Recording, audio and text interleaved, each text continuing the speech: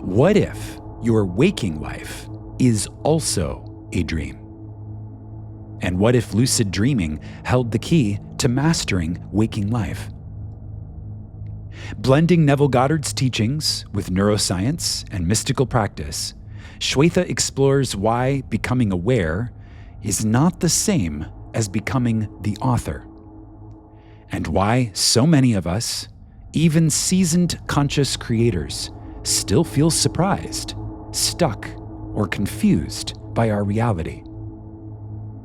You'll learn how dreams mirror your unconscious patterns, why everyone is you pushed out, and how that still applies even when you're shocked by what you see.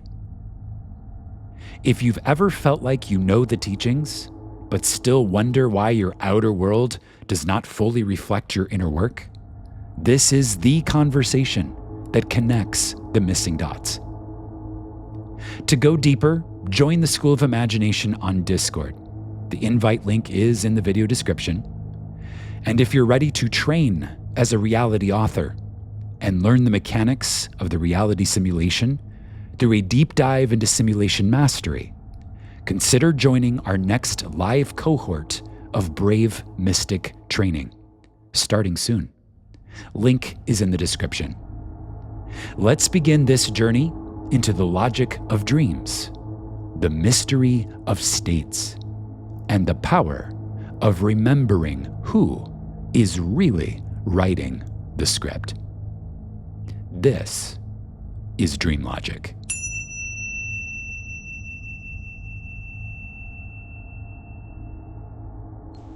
Hey everyone, and welcome back to DreamLogic. This is part 2, and if you missed part 1, you're definitely going to want to go back and listen, because today we're building on everything we established from part 1. And we're going to go much deeper into the mystery of lucid dreaming as it applies to conscious creation. Let me give you the full context of where we've been and where we're going today. So in part 1, we established that both sleeping dreams and waking life are dreams. So sleeping reality and waking reality, they're both dreams. They come from the same fundamental substance of consciousness. So consciousness creating apparent reality or apparent experience, but with different rule sets. We covered how even in sleeping dreams, where scientists agree everything is literally you pushed out, you still get surprised, shocked, and confused by what shows up. Why does that happen? It happens because dream content comes from unconscious pattern-making systems. So the deeper assumptions, inner conversations, stories that you haven't revised, running below your awareness. And we identified 2 separate skills. Lucidity, so realizing that you're dreaming and becoming aware that, hey, this is a dream. That's the first skill, both in sleeping reality and waking reality. And number 2 is authorship, which is actually shifting your state so that you can experience different dream content. And that's state mastery. These 2 skills of lucidity and authorship are completely different skills. You can be lucid but not authored in both sleeping and waking dreams. In fact, lucid dreamers experience that just because they are aware that something is a dream doesn't automatically mean that they can author something different, that they can create something different. It's a different skill. And we gave 3 foundational techniques in last week's class. Number 1, assumption checks. So you ask, what am I dreaming right now? What am I assuming right now throughout the day? And you can do that by setting an alarm or having an elastic in your hands. And every time you see the elastic, you kind of like snap it and ask yourself, what am I assuming right now?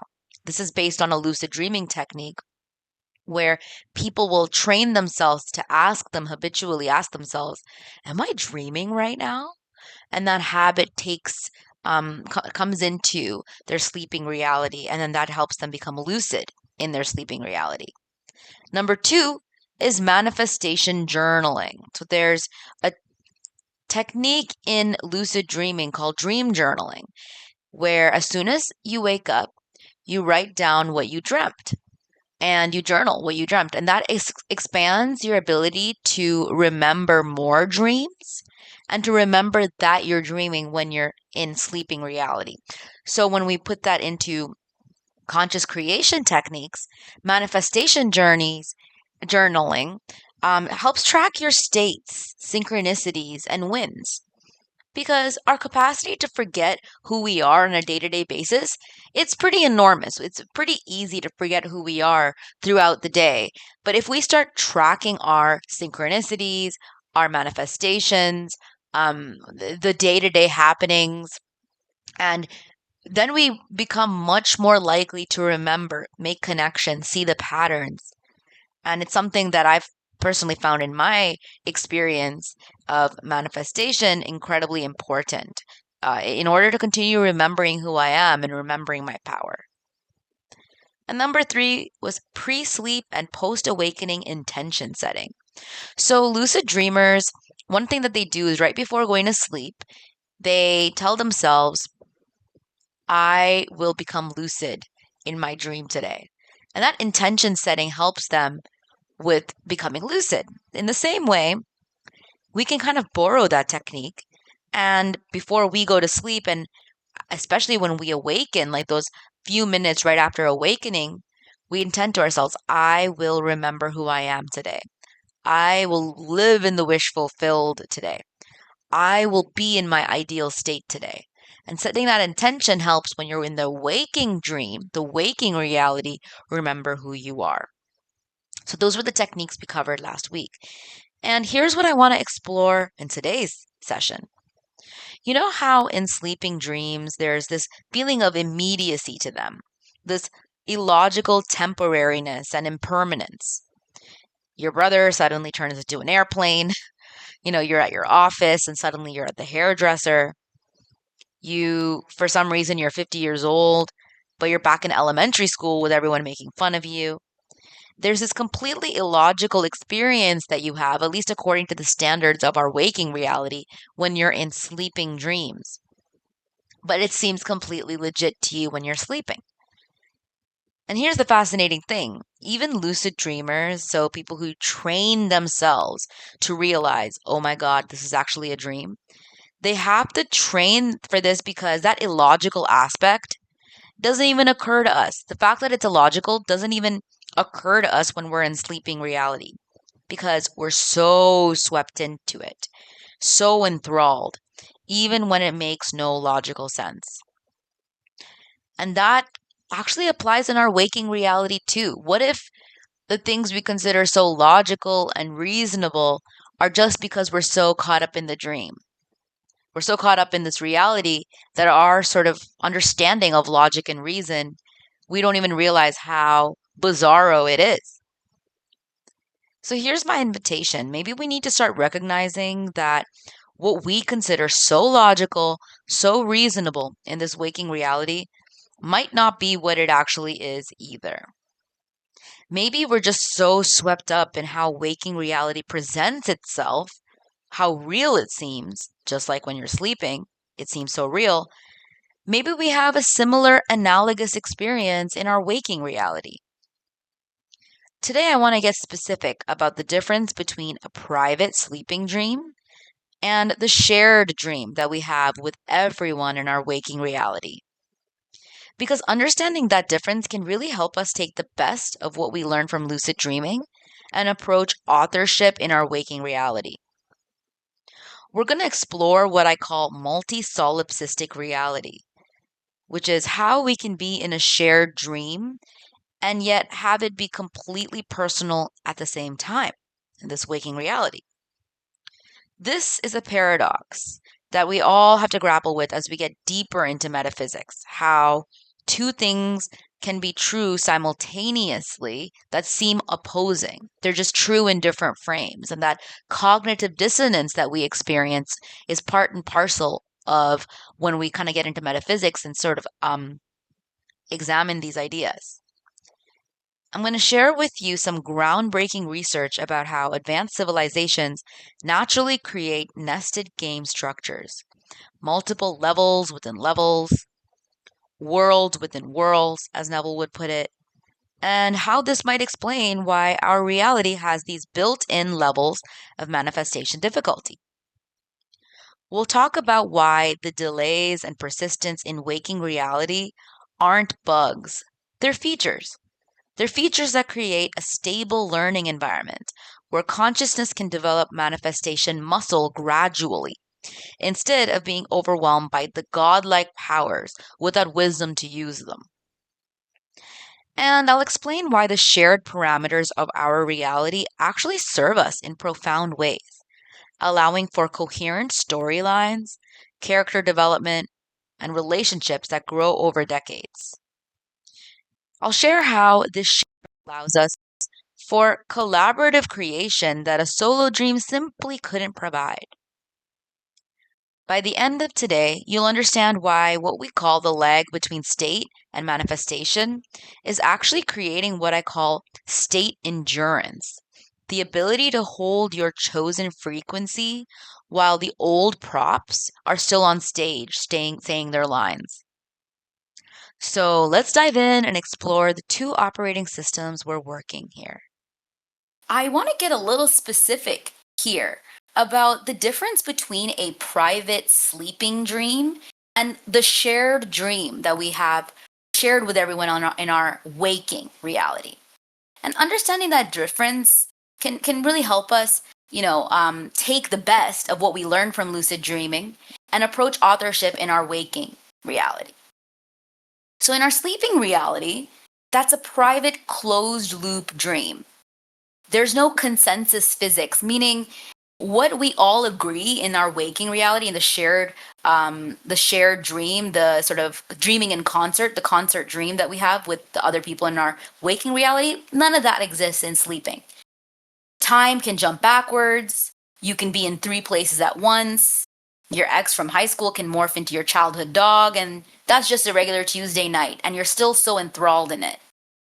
Only your own mind's content generates the world, and it does that in this wild, wacky way. It's like pure solipsism being that only you exist in that reality. And in that reality, instant or near instant feedback is possible because there's no other processor to coordinate with.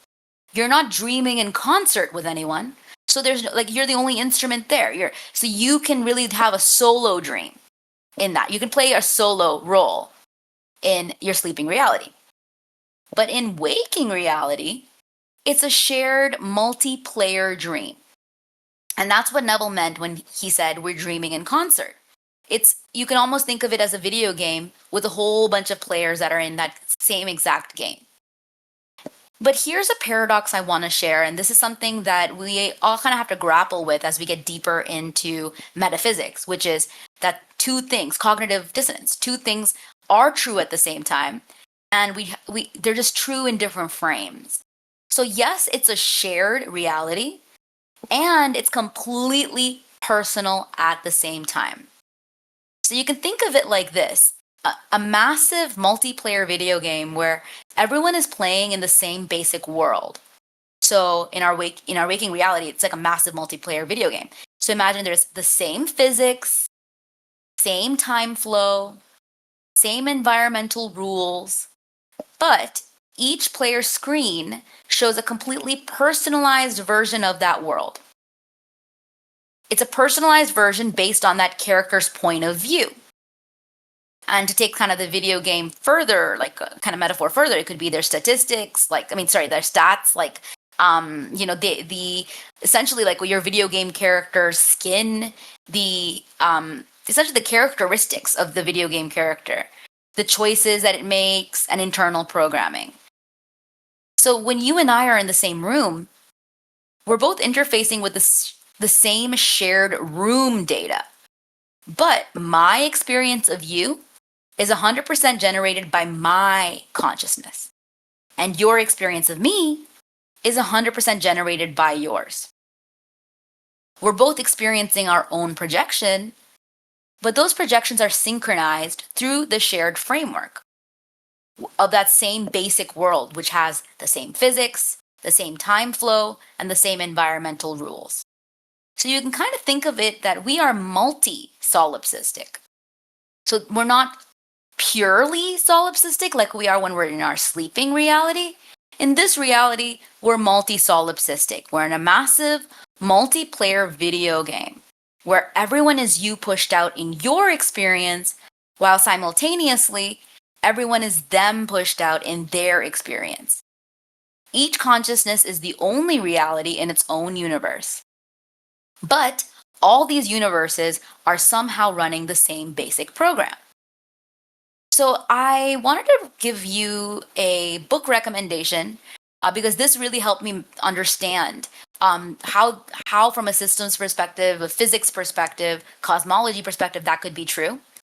And it's a book called, let me actually put it in the chat, and I'll also say this out loud, How Reality Works and Who You Really Are by Andrew Soltow. Now, that book was a manifestation for me because I really wanted to understand how everyone as you pushed out could possibly work and how we could be the sole operant power in our reality, but also dream in concert.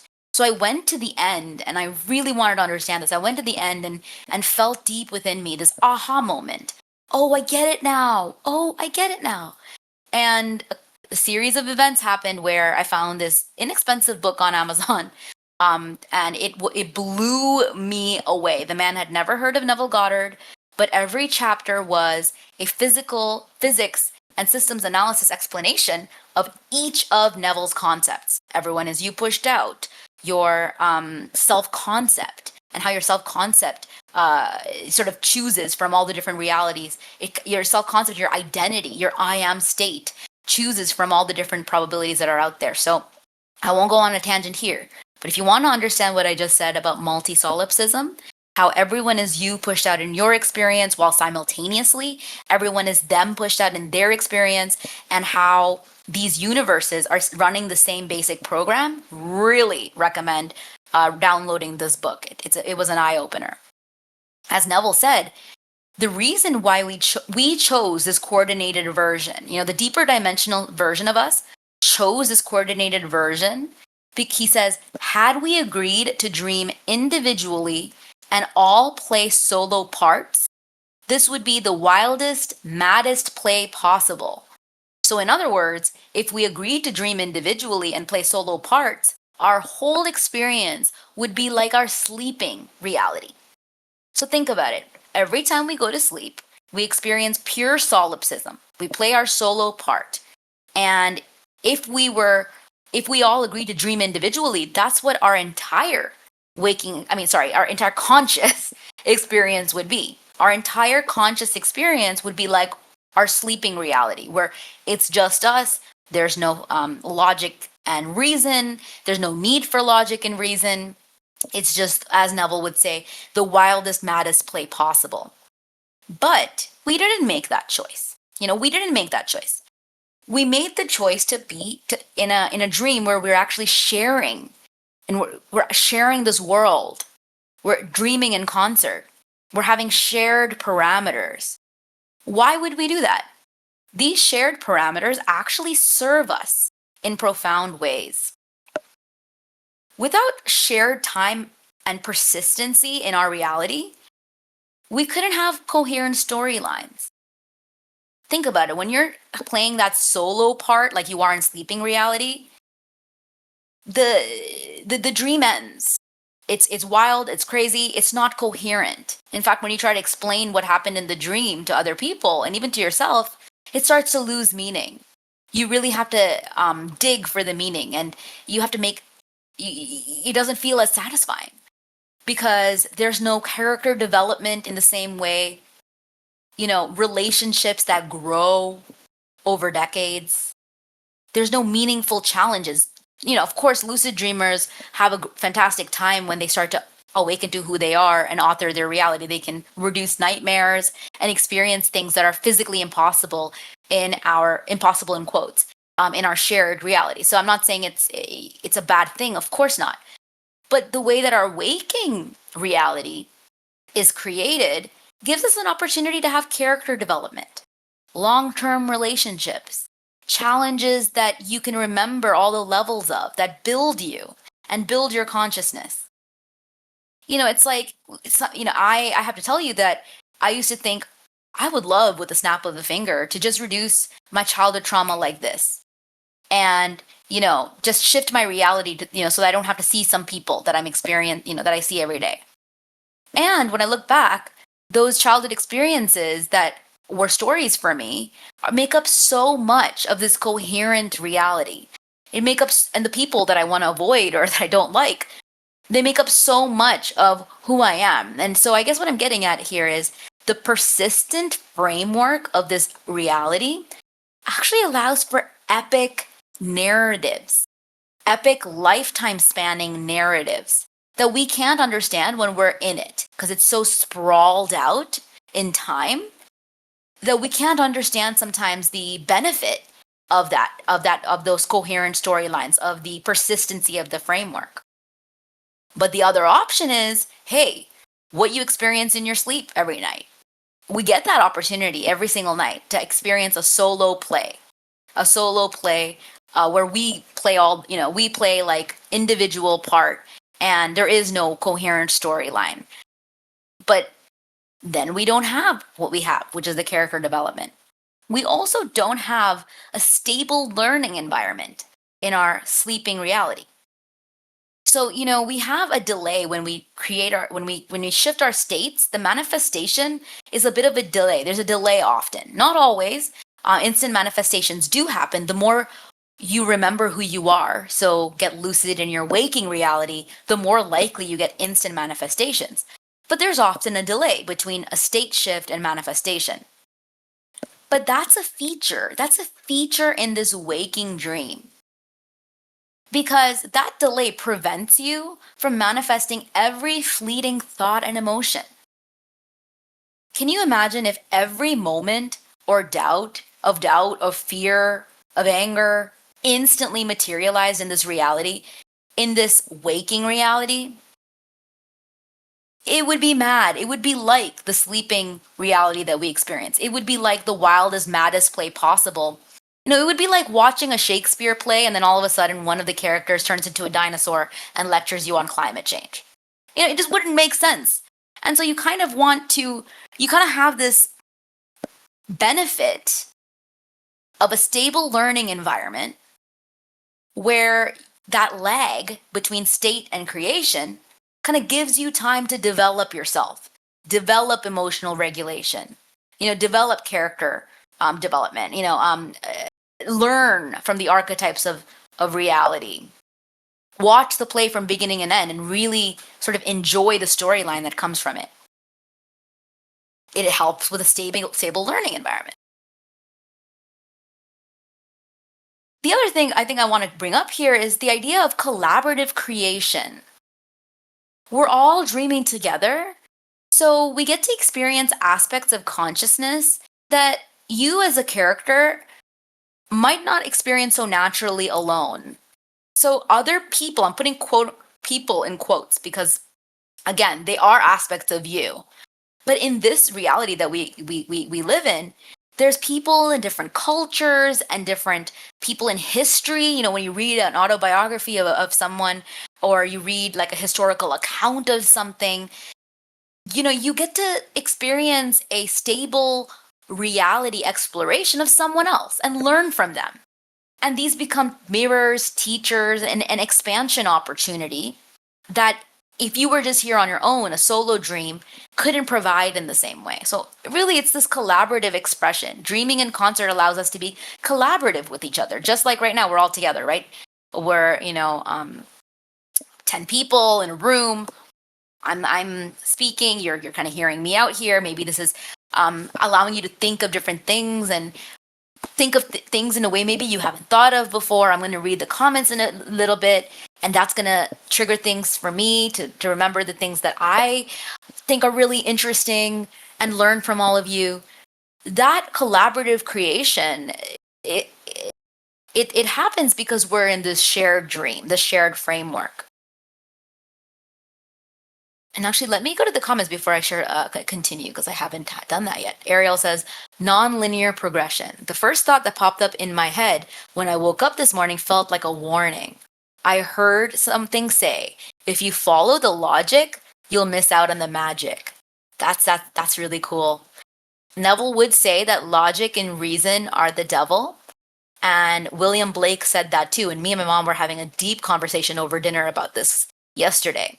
So you think of logic and reason in this waking reality as just, our shared parameters, sort of like a feature that helps us move from time-space to time-space block.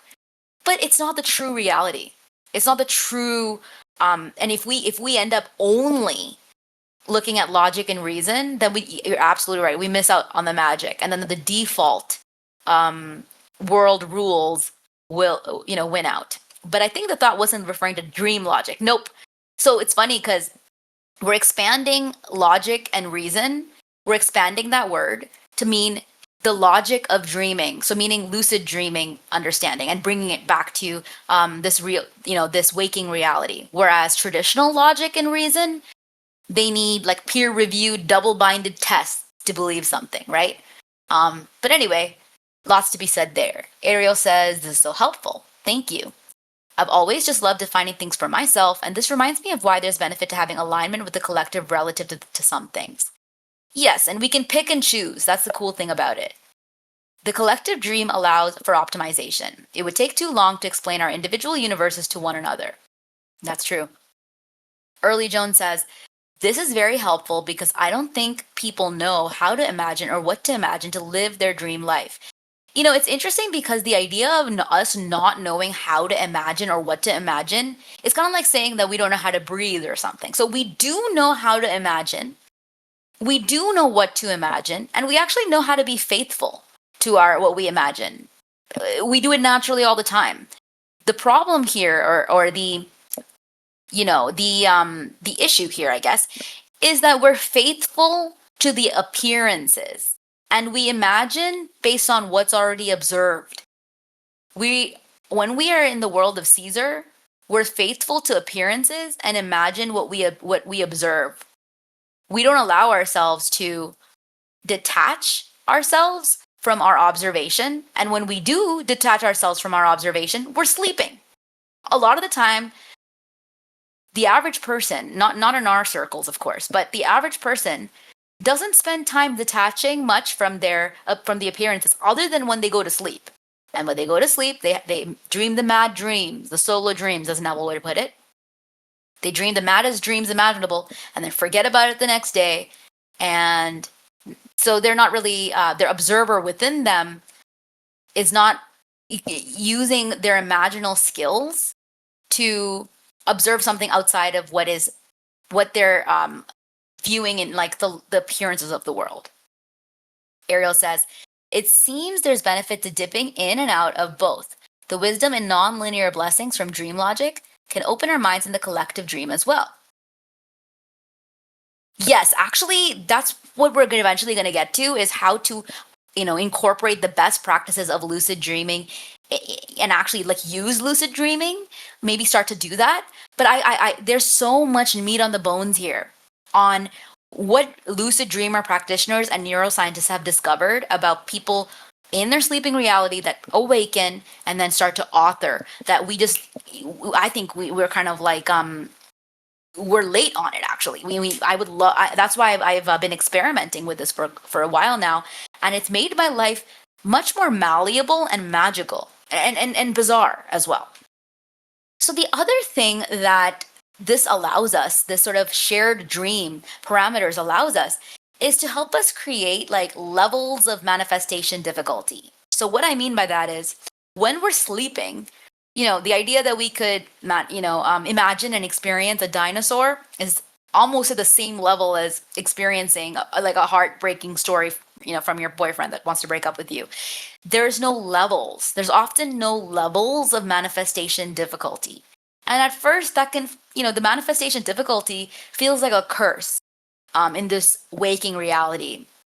At first, the horrors and the manifestation difficulty feels like a curse. Money takes longer than a parking space. Parking space seems to take longer than a green light. But the opportunity that we have in the shared framework is that it allows consciousness to develop our manifestation muscle gradually. So if when we go to sleep, we're so overwhelmed by our godlike powers, actually, and by our forgetfulness of our godlike powers, we don't have the wisdom to use them. That's why we dream when we have nightmares. All kinds of things. All kinds of things. Whereas the shared framework, the shared parameters, allows us to potentially develop wisdom to actually use our knowledge and understanding, and that there's like levels of manifestation difficulty. So we have this massive multiplayer setup where the scene has to re-render for every character, not just you, but where each character is still experiencing their own personalized version of that shared scene.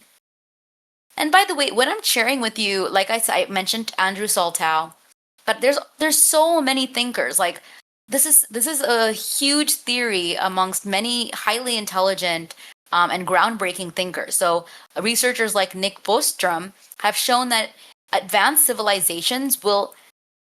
advanced civilizations do are create conscious simulations. What he's saying is when intelligence gets to a certain level in civilizations, they create conscious simulations. And what they do, what intelligence naturally does, is stack multiple levels. Simulated machines creating their own simulations. So what we're really talking about here is that apparently when intelligence expands, what it ends up creating naturally is a nested game structure. So we talked about this idea of something being nested. I think that the nested game structure that Nick talks about, it can feel complex, but what he's really saying here is it's very natural to have levels within levels, worlds within worlds, as Neville would put it. And the higher level, so the higher dimensional worlds, can modify the parameters of lower levels. He's saying that's completely natural, that we would have in our reality multiple levels of experience. And so this multiplayer game with multiple levels of the game, that's a very natural way that intelligence expresses itself. So it's and if you think about it strategically, this kind of makes sense, right? If you were consciousness and you wanted to learn how to author reality, just like in school, you want to practice levels because before you get access to universe creation tools. And these levels are different degrees of your authorship mastery. So it's kind of like getting good at the small things in your life, getting control over your mental health and physical health, getting control and mastery over your personal relationships, excelling at the job that you're in before you decide to go on your own and become an entrepreneur. So there's built-in levels in this shared reality that we would not have if we didn't share reality, if we didn't dream in concert. We wouldn't experience those levels and the fun of a multiplayer, multi-level game. So I am curious if that is resonating. Josiah, if you have any thoughts. I know I've kind of been going for a while. I'm curious to see if any of this is kind of landing here or if anyone has any questions. Kat, yeah. Sorry, go. I'm reading through the chat as well. I'm following everything you're saying, and it's very helpful. And I saw a comment from Stasio.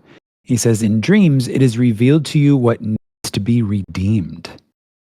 And I found that a fascinating comment. I was kind of sitting with that one. That's it's insightful. What are your thoughts about that, Shweta?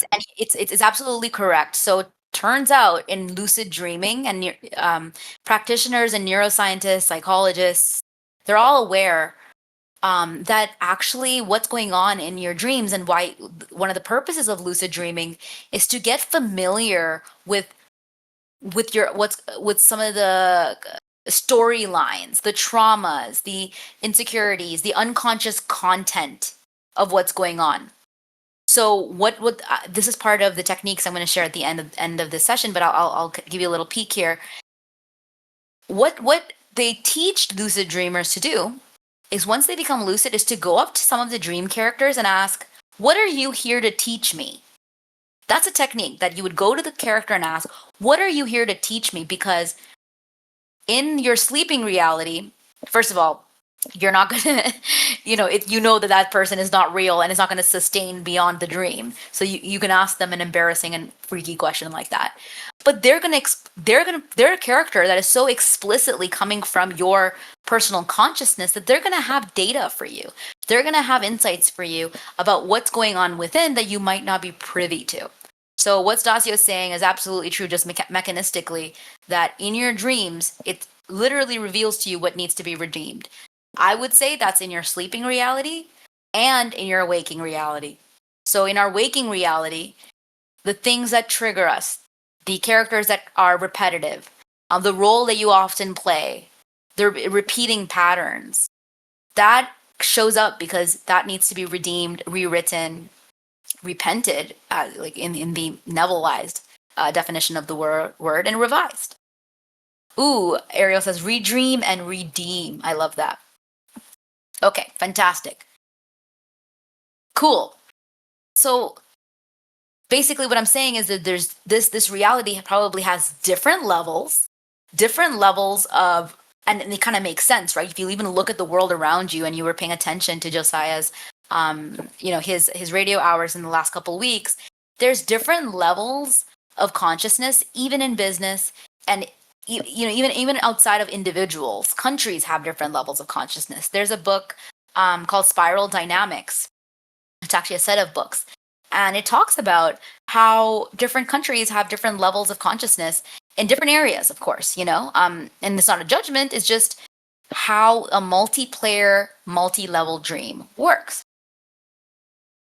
What's really common, though, about sleeping and waking dream is this idea that your state still determines your experiences in both dreams.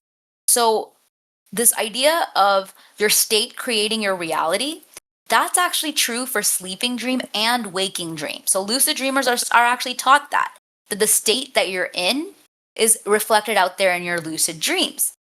The difference, though, is that the feedback loops are different. The speed of the feedback loops are different, and the way that you can think of it as strategic considerations are different. For example, what I just said about this technique of going up to someone and saying, "What are you here to teach me?" You might not want to do that in your waking dream, because there are shared parameters and different nodes of awareness and different players dreaming alongside with you, and you don't want to freak them out. So there's a little bit of strategic consideration that are different, but it's still your state that creates.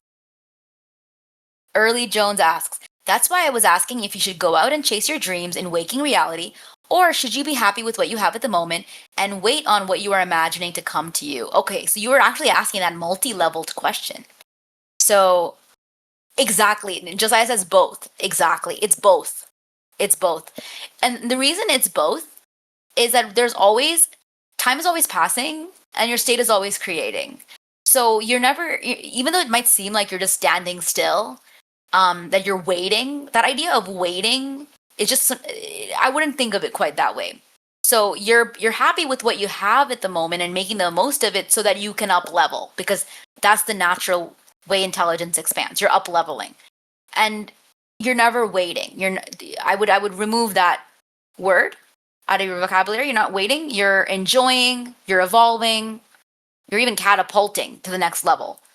And so when you're chasing your dreams in waking reality, and this is something I'm thinking about quite a bit, because I have all kinds of dreams, of course, and I'm really enjoying the current state reality as well. So how do I balance that? The chasing the dreams in waking reality part comes from after, the space of enjoying what I have right now, and then what's next? How can I improve this? How can I go to the next level? What can I create? And that's just an expanding container. Okay. So in sleeping dreams, resistance is 100% your own unconscious content in that moment.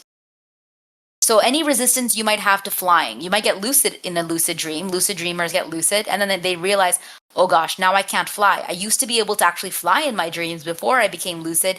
Now I'm having performance anxiety and I can't fly. That resistance is 100% that lucid dreamer's unconscious content in their state. It's pretty black and white there. In waking dreams, it's your own unconscious content in the moment. And there is a level of collective default programming, that shared dream that is embedded in the shared operating system. Because Neville said the reason we decided to share a dream and dream in concert is so that we wouldn't have this maddest play of all. We have that opportunity to have a mad play when we're in sleeping reality, but in this shared dream, we dream in concert so that we don't violate the dream. Neville used that word. We all agreed, he said, before we fell asleep, we all agreed to dream in concert, that we may enter this world of 3-dimension, this world of dream, and not one has violated that.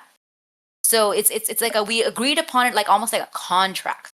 And so these are agreed upon rules that we all run by default, and then we can deliberately override them. But I think it's important to know that, hey, this collective has signed up for this. We're all in this together. And that resistance takes into account what the morphic field is of our shared reality. In Brave Mystic training, I talk about how we can break the morphic field limits. That's why we can have people who have broken what they thought was biologically impossible, a 4-minute mile, or all kinds of things. I shared tons of examples of essentially things that we considered impossible, but that morphic field needed to be broken at a collective level. In sleeping dream, who cares? Nobody cares. No one's there other than you in the sleeping dream. So you can break that. It's only you that's the resisting force. But either way, again, it's still important to remember it's a dream regardless. It's still a malleable dream. It's still a responsive dream. It's responding to your state. It's just got a different update schedule and operates through a collaborative framework, dreaming in concert, which is actually an enhancement. It doesn't really limit your ultimate possibility. It enhances your opportunity to experience this in this reality. I am on Reddit often, and I get to see what other consciousness explorers like to do. And one of the things I get to see are actually teenagers in these online communities like subliminals, or they're in reality shifting subreddits. And I saw some YouTube videos of kids essentially saying, hey, I shifted to Hogwarts, I shifted to Twilight. So what they're really doing there is going into dream states, not the shared dream. They're going into individual dream states where they get to experience a sliver of a dream that they really wanted. And I can't help but think that on some level, while it's really cool, and this really should be studied and explored, that this is almost an escaping of the waking reality that we all agreed to dream on in concert. And so if they were my sister or my friend, I would say that's fantastic that you are able to imagine so well and explore other worlds. And we do that every night. We explore other worlds every night. I remember loving Harry Potter growing up, and I would dream of the characters. And so that was me shifting into that reality and experiencing a sliver of that part of consciousness. And we've agreed to come into this planet. So what do we want to create here? Let's not think of the limits of the shared reality as bugs. Let's think of them as features. The persistency makes it interesting. The persistency makes dreams and challenges worth it. It's a multiplayer video game. And, we chose to come here. So that's what I would say there. And the reason why waking reality doesn't respond as fast as sleeping reality is there's persistence requirements. So in sleeping dreams, scenes collapse when you leave them. You walk through a door, and that room might not exist anymore if you turn around. In waking reality, your apartment is there when you come home. Your boss has to maintain a consistent personality across conversations. And that makes it great. The shared dream requires that stability. I talked about feedback loops. So your state change has to propagate through personal, relational and environmental layers in the waking dream. It's not just you that's updating like it is in sleeping dream. It's you in relationship to everyone else's character data. And everyone else's character data in the relationship to the persistent world we're all sharing. And there's collective momentum and strategic layers as well. The shared dream that we decided to join, the dream in concert, has default settings that have been running for a long time. Cultural patterns, family patterns, economic patterns. These are like background programs. And these are like, this is what Neville would say about the wheel of recurrence, the cycles, the cyclical nature of reality. These are like background programs that keep running. And they run and they can be overridden, of course. That's why we don't live like medieval times. That's why things change. That's why change is a constant. Enough individual dreamers override them. So we have the override ability. But game theory, what I was saying about the video game, that theory, it becomes crucial. Your individual strategic choices affect not only your personal experience, but the collective parameters that everyone else is interfacing with. So we learned about this in morphic field theory when I was sharing it in Brave Mystic training. When you shift states, you're not just changing your personal reality. You can think of it like you're casting a vote in the larger collective simulation. And once you decide, okay, this is actually possible. Once you decide that this is possible, you're casting a vote in the larger collective simulation about what kinds of experiences are possible. You're breaking the ceiling, the glass ceiling of what you consider possible. And so really what's happening, this is probably why, in 2020, Neville Goddard's teachings became so popular on TikTok. It reached a threshold identity, like a threshold effect. And suddenly everyone was talking about it. And so it's like a critical mass of video game players that were choosing a new strategy. And then that updated the game rules for everyone. There's lots to be said here. I want to make sure that's understood. But essentially, I just want to say that the sort of slowness, the persistency, I want us to think of it as a feature, not a bug. Because every night in our sleeping dream, we get all kinds of things that we can shift states so violently and rapidly. You can destabilize the whole dream so easily. That destabilization isn't possible in this reality.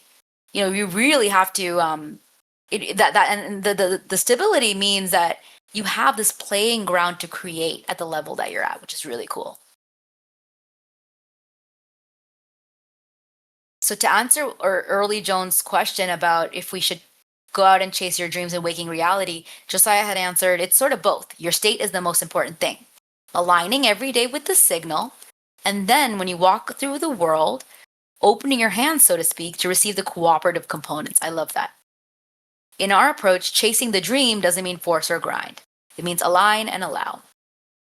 Ariel says, SOI is Mystic Hogwarts. Yes, School of Imagination. The collective dream allows for contrast and highlights where we might want to expand via our imagination and our dream adventures. That's right.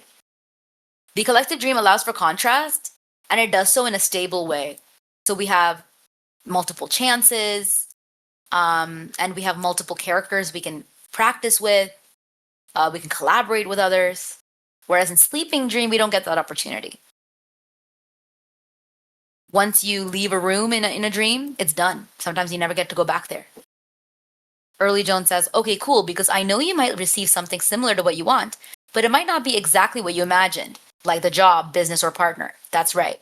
So I was wondering if you should grind for exactly what you want or let it come to you. But I understand now. Imagine and align, not grind.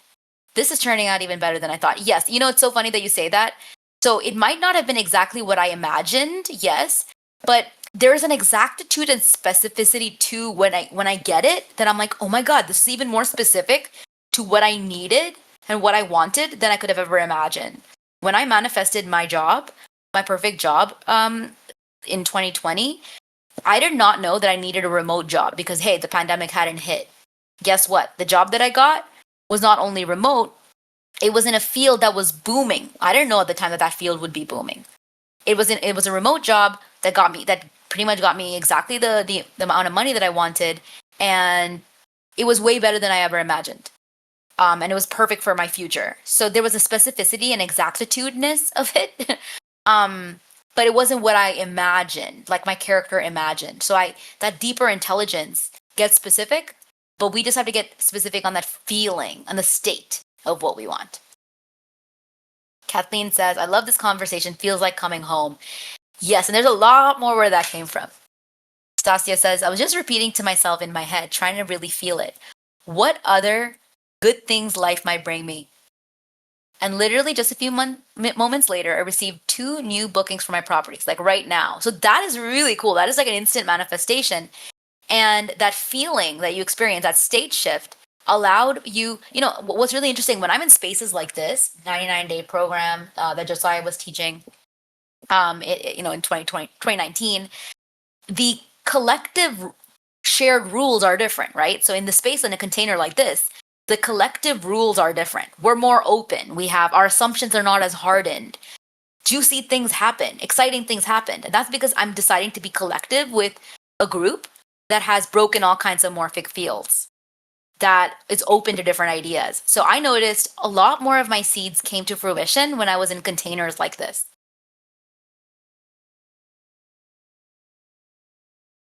Yeah, exactitudinous. I don't know if that's a word. It's definitely not a word, but I like to make up words, so there's that. Okay, so what we're developing in waking dream, I want us to think of it, what we're developing is state endurance. One skill we need to develop in this waking dream, waking reality, is state endurance. The ability to hold your chosen frequency, your chosen identity, your chosen state. While the old reality, the old characters, the old props are still on stage saying their lines and seeming to come from the old version of you, the old things that you imagined. So this waking reality helps us develop state endurance. And that state endurance, by the way, a skill, is actually what lucid dreamers also need to learn. But we need to learn it at a whole new level because it's not just one night's dream. It's much more sustained. We might have up to 80 to 100 years to kind of learn about this. So that's what I want to leave you here with is, how is your level of state endurance? Because that's a skill set that we need to develop and retain and continue if we want to become awakened in this waking reality. Just like lucid dreamers learn state endurance so that they can sort of control, I'm not going to say control, so they can author their dream and, break out of nightmares, break out of repetitive dreams, learn from their dreams. That's what we need to bring to our awaking reality. I love this concept, Shweta. State endurance. That's a very powerful one. So I know we talk a lot in our spaces about resilience. It's like a nervous system sovereignty term, but if resilience is the and nervous system term, then I think the state term would be endurance. And it's like how firmly can you remain grounded in that desired state? Like to. So one of the metaphors that we use a lot is taking a long exposure photograph, and you have to hold the camera very steady or use a tripod, right? So that the image imprints very clearly. So that I think that metaphor aligns very neatly with this idea of state endurance, right? Holding the camera steadily, yeah.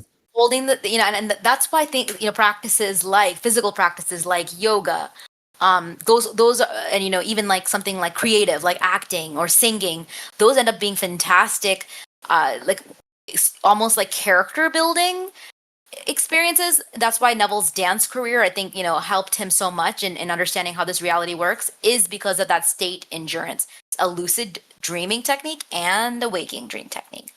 Now, I want to leave you with this. I want to remind you of last week's techniques, okay? Last week's techniques, I want to put them in the chat so that you remember them. I want us to practice this so that we aren't forgetting. So the first one is assumption check. Asking yourself throughout the day, what am I dreaming right now? Or what am I assuming right now? You can ask yourself, what am I dreaming right now? Because you're dreaming anyway. But what am I assuming right now? Okay, that's number one. Number two, manifestation journal. You get familiar with your state throughout the day. Any synchronicities and any wins. It's important because our ability to forget who we are, let's say our capacity to remember who we are needs to be expanded. And then we can call it pre-sleep, post-awaken intention setting. I will be in my ideal state today. Simple and nothing, groundbreaking quite yet. That'll come next week because I have more techniques I want to share with you. But I think it's incredibly important that we start with the basics. These are the lucid dreaming techniques that lucid dreamers use. We're just repurposing them in the waking reality. Because there's, like I said, so much meat on the bones that lucid dreamers are doing in their sleeping reality. We're going to bring it to waking reality. So thank you so much, everybody, for your participation in the chat, your open-mindedness on these concepts. And if you have any questions, you know where to reach me. Can't wait to continue connecting about this. And I will see you next Friday.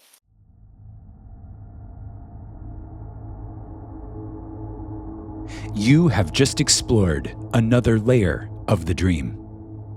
If it stirred something in you, don't rush to wake up. Let the symbols, the questions, the recognitions keep echoing. To integrate what you're discovering, join the School of Imagination on Discord. You'll find community, prompts, and the live voice stage where these episodes unfold. And if you're ready to go deeper into simulation mastery, state authorship, and the metaphysical training that rewires your reality, Brave Mystic training is now enrolling. Link in the description. Until next time, stay lucid, stay soft, stay sovereign. This is DreamLogic.